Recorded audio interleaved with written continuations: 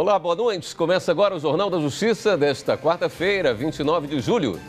O presidente do Conselho Nacional de Justiça, ministro Dias Toffoli, defende que juízes e membros do Ministério Público só possam ser candidatos 8 anos após deixar os cargos. Atualmente, esse prazo é de até 6 meses. Esse é um dos destaques da edição de hoje. Você confere também.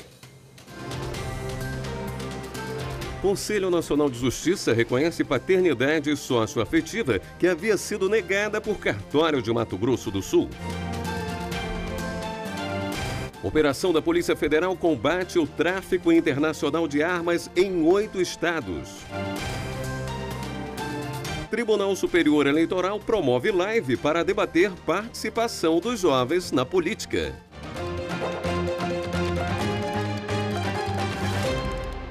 O presidente do Conselho Nacional de Justiça, o ministro Dias Toffoli, defende um prazo de 8 anos para que juízes possam ser candidatos depois de deixarem a magistratura. A fala foi durante sessão do CNJ, que julgou o caso de um juiz do Maranhão que havia participado de lives político-partidárias. O caso chegou ao plenário do Conselho Nacional de Justiça depois que foi instaurado o processo para apurar conduta do juiz Douglas de Melo Martins, titular da Vara de Interesses Difusos e Coletivos da comarca de São Luís, no Maranhão. Em maio, o Corregedor Nacional de Justiça, ministro Humberto Martins, concedeu liminar proibindo a participação do juiz em lives político-partidárias. No julgamento de hoje, a maioria do plenário votou pela manutenção da decisão do Corregedor Nacional.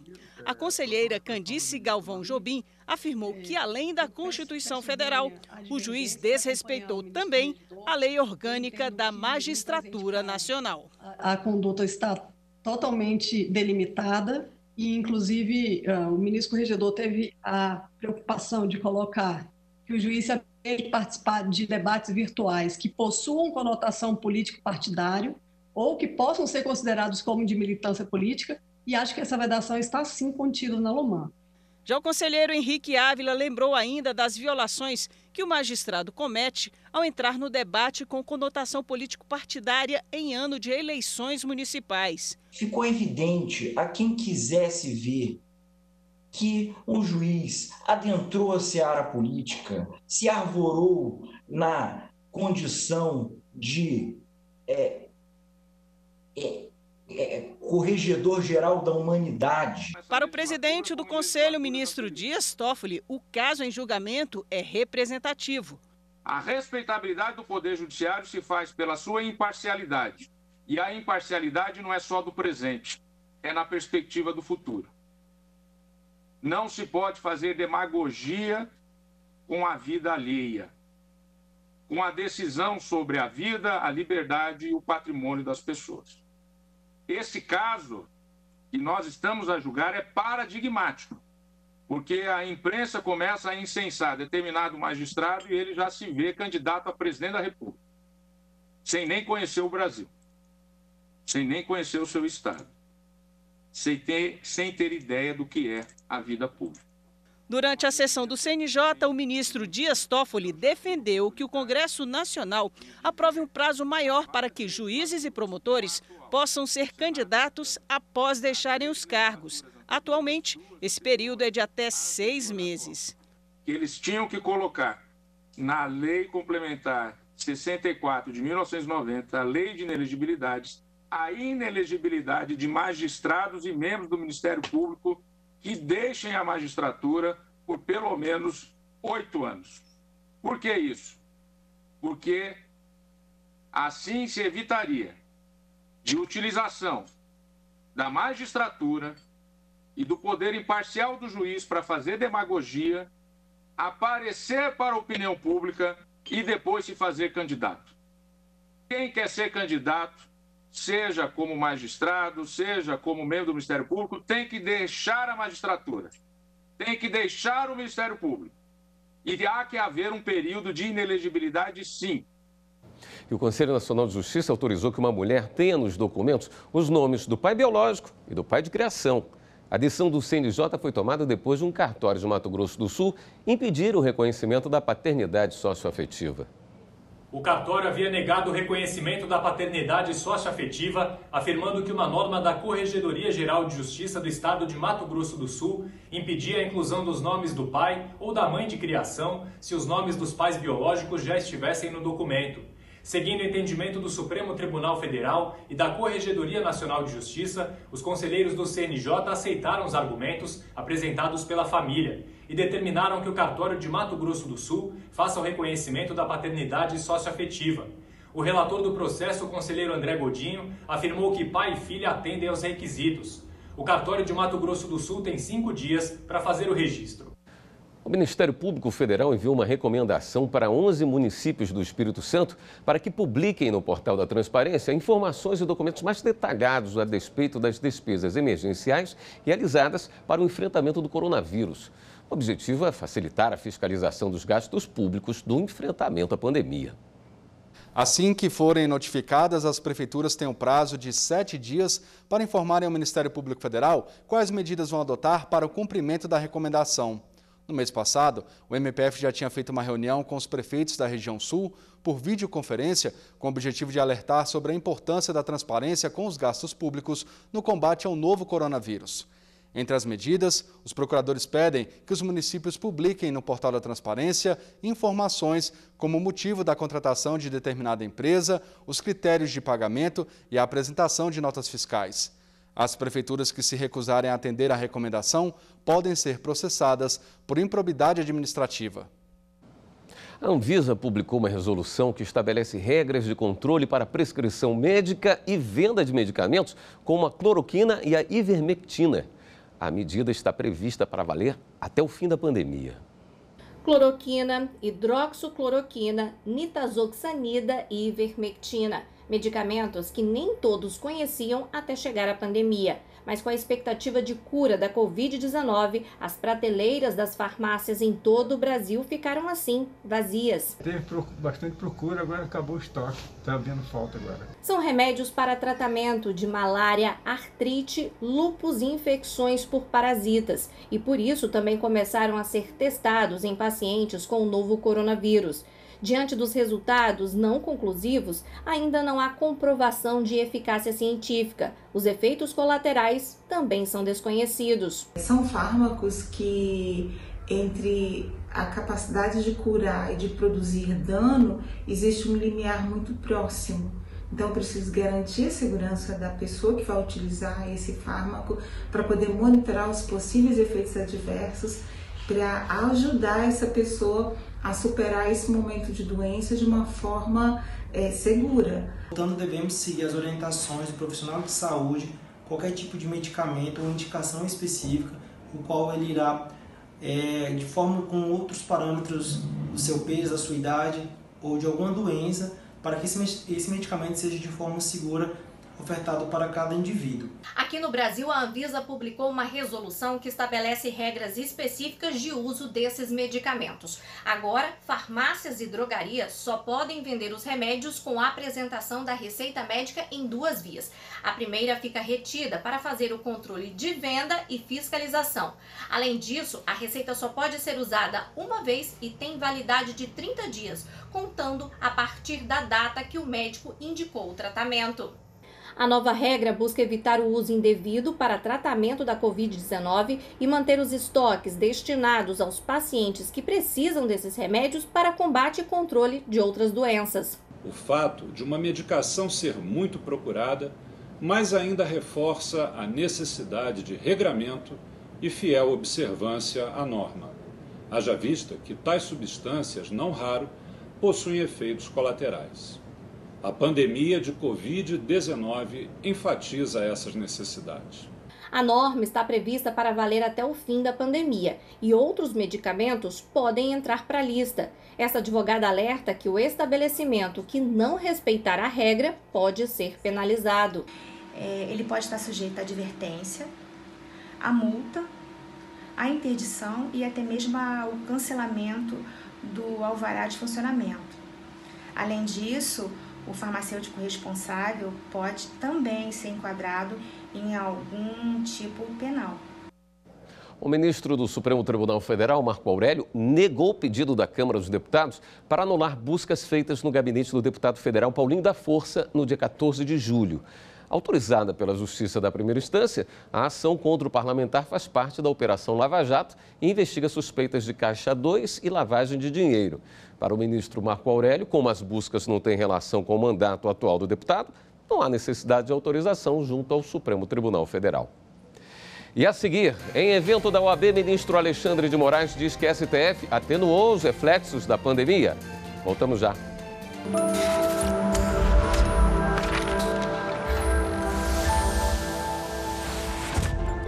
Na Constituição Federal, encontramos as normas fundamentais. Elas são a base e, ao mesmo tempo, o limite das demais normas jurídicas.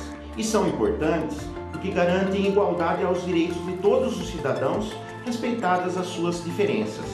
Devemos nos sentir respeitados e protegidos pela nossa Constituição.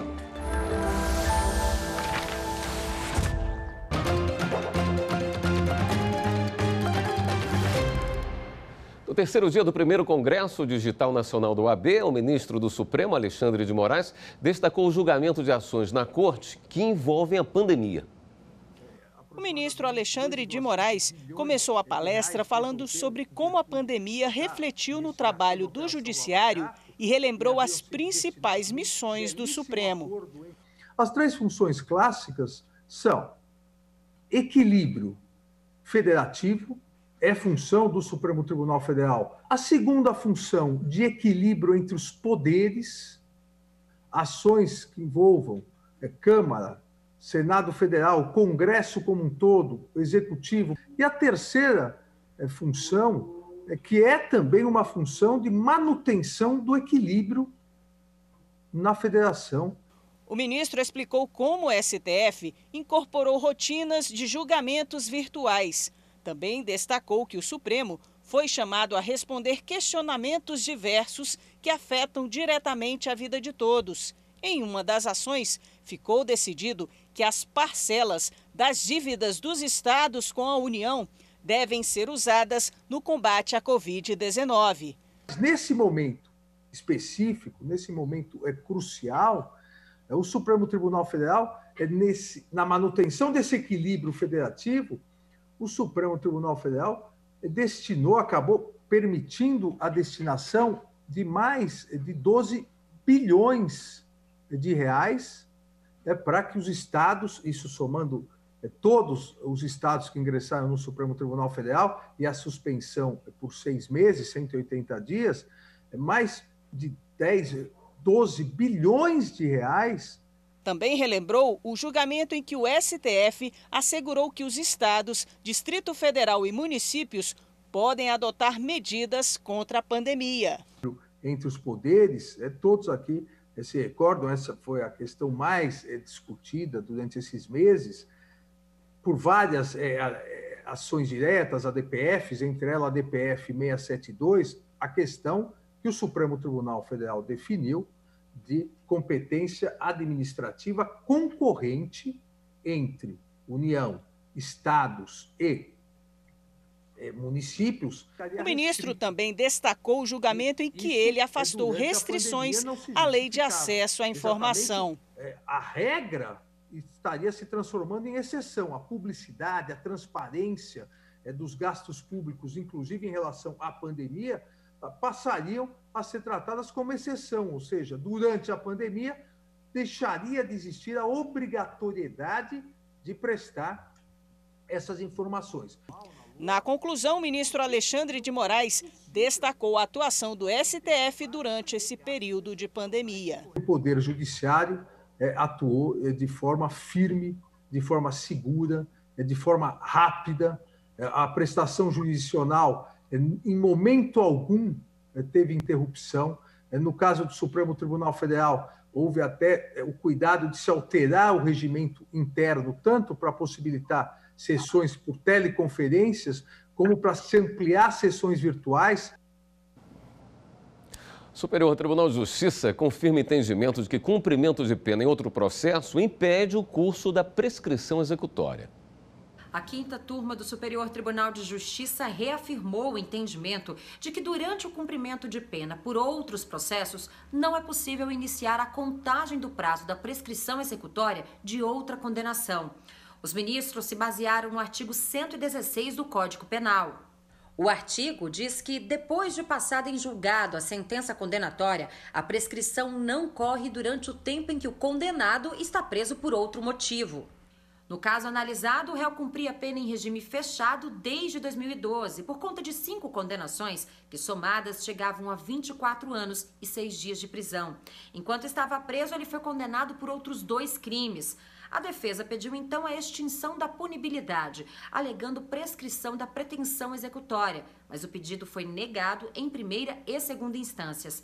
No STJ, a defesa sustentou que desde a sentença, a ação penal permaneceu sem andamento e que o juiz não teria feito a unificação das penas. Em seu voto, o relator do recurso, ministro Jorge Mussi, afirmou que o prazo prescricional não pode correr se o réu está cumprindo pena de outros processos, independente da unificação das penas. Por isso, não há como reconhecer a extinção da punibilidade. A 5ª turma acompanhou o ministro.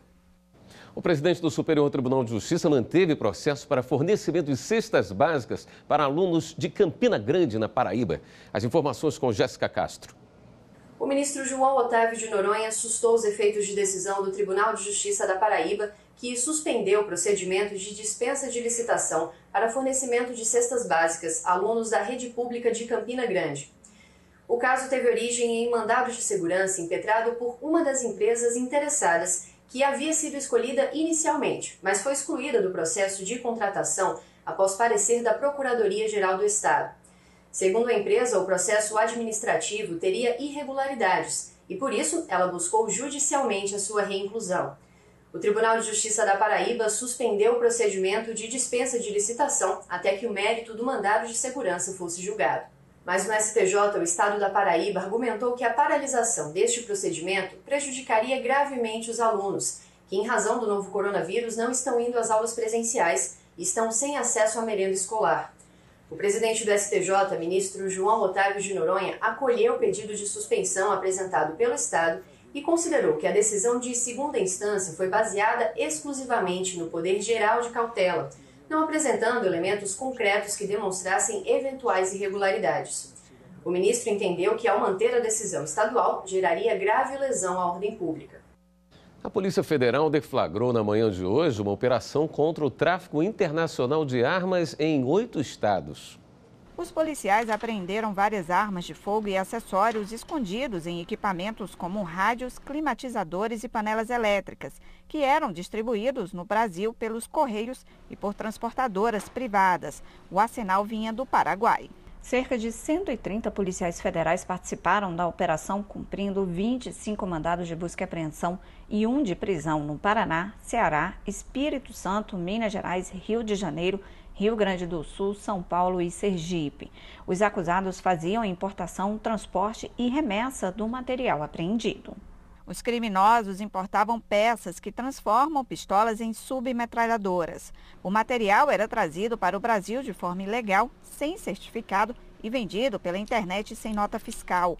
Os envolvidos vão responder por vários crimes, entre eles tráfico internacional de armas de fogo, associação criminosa e uso de documento falso. E no próximo bloco você confere mais uma reportagem da série sobre os 30 anos do Estatuto da Criança e do Adolescente. Em instantes.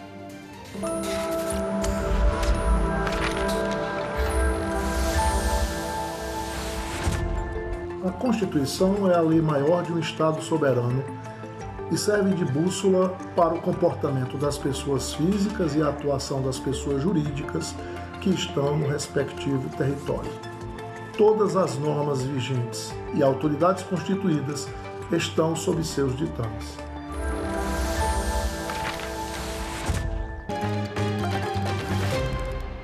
Tribunal Superior Eleitoral promove live para debater participação dos jovens na política. O encontro virtual será nesta sexta-feira, às 2h30 da tarde. Os números não são os ideais.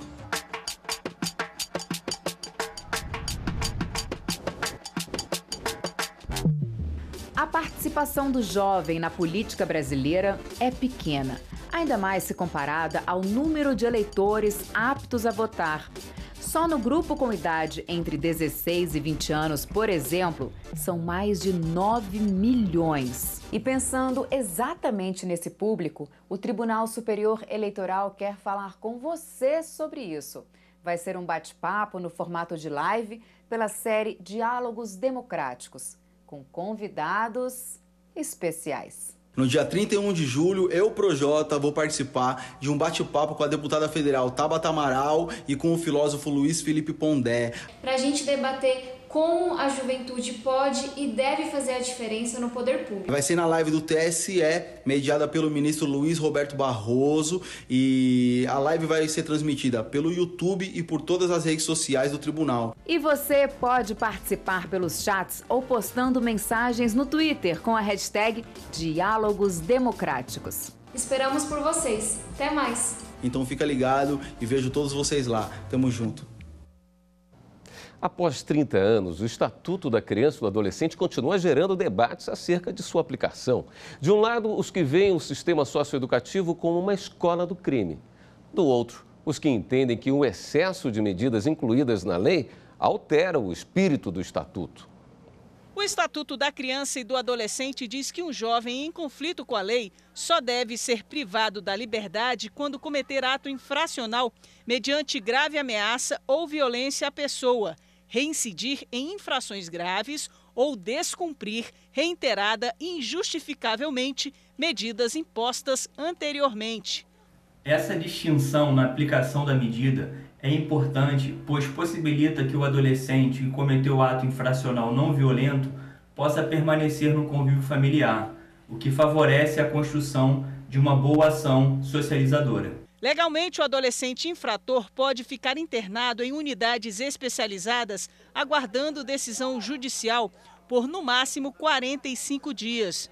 Durante esse tempo, deve passar por 2 audiências.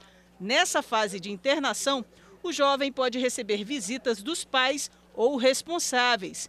Essa assistente social explica como são as unidades de internação aqui no Distrito Federal. Não há uma separação de adolescentes conforme o ato que ele praticou. Geralmente, as unidades têm uma organização em relação a como funciona melhor para não haver tantos conflitos entre os adolescentes. Geralmente tem uma relação com a região onde eles moram, né?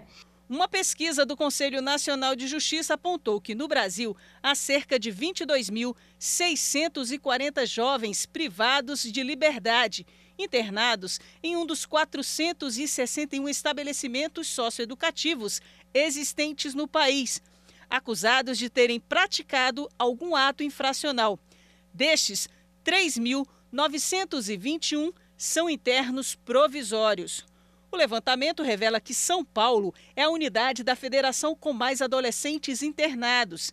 Em seguida, vem o Rio de Janeiro, Minas Gerais, Pernambuco, Rio Grande do Sul e o Ceará. Em 2014, no julgamento de habeas corpus, a primeira turma do STF reconheceu que a condenação de menores de idade à pena de internação apenas em razão da gravidade abstrata do crime contraria o ECA. Na ação foi questionada a sentença da Justiça Paulista em que 2 adolescentes detidos com cerca de 170 gramas de maconha foram condenados a cumprir medida socioeducativa por ato infracional análogo ao tráfico de drogas. Segundo o relator do habeas corpus, ministro Luiz Roberto Barroso, a medida ofendeu a garantia da excepcionalidade da aplicação de qualquer medida restritiva de liberdade determinada pela Constituição Federal. Importante lembrar que a decisão de internação havia sido fundamentada pela gravidade da infração, bem como a necessidade de manter esses adolescentes longe do tráfico de drogas. Contudo, tais fundamentos não se mostram idôneos para justificar isoladamente a privação total de liberdade desses adolescentes, ainda que de maneira provisória. Passadas quase 3 décadas, o ECA continua alvo de recorrentes críticas e polêmicas. Críticos afirmam que o sistema socioeducativo se tornou uma escola do crime e que o Estatuto proporciona impunidade a jovens em conflito com a lei. enquanto que os defensores do Estatuto entendem que o excesso dessas medidas altera o espírito da lei. As medidas de proteção, que ainda são pouco, ao meu ver, são pouco fortalecidas e, vamos dizer assim, elas têm uma prestação de serviço ainda frágil, sobretudo no Distrito Federal, de onde eu posso falar com mais propriedade, elas precisam ser fortalecidas, são as medidas do artigo 101 do Estatuto, porque elas serão importantes para que não só o adolescente, como também a sua família, consigam as condições necessárias para que esse adolescente se desenvolva como cidadão da maneira como todos nós desejamos. O ministro Alexandre de Moraes, do Supremo Tribunal Federal, manteve a prisão preventiva de Rafael Gomes da Costa e Renato Siqueira Ribeiro. Os dois foram denunciados por homicídio e lesão corporal grave após o desabamento de 2 edifícios residenciais na comunidade da Muzema, no Rio de Janeiro, em abril de 2019. Segundo as denúncias, os desabamentos que causaram a morte de 24 pessoas e ferimentos em outras 3 foram causados por defeitos estruturais que deveriam e poderiam ser evitados. Ao negar o habeas corpus, o ministro não constatou flagrante ilegalidade da ordem de prisão que justifique a atuação do STF no momento. Esta edição do Jornal da Justiça fica por aqui. Para você, uma boa noite e até amanhã.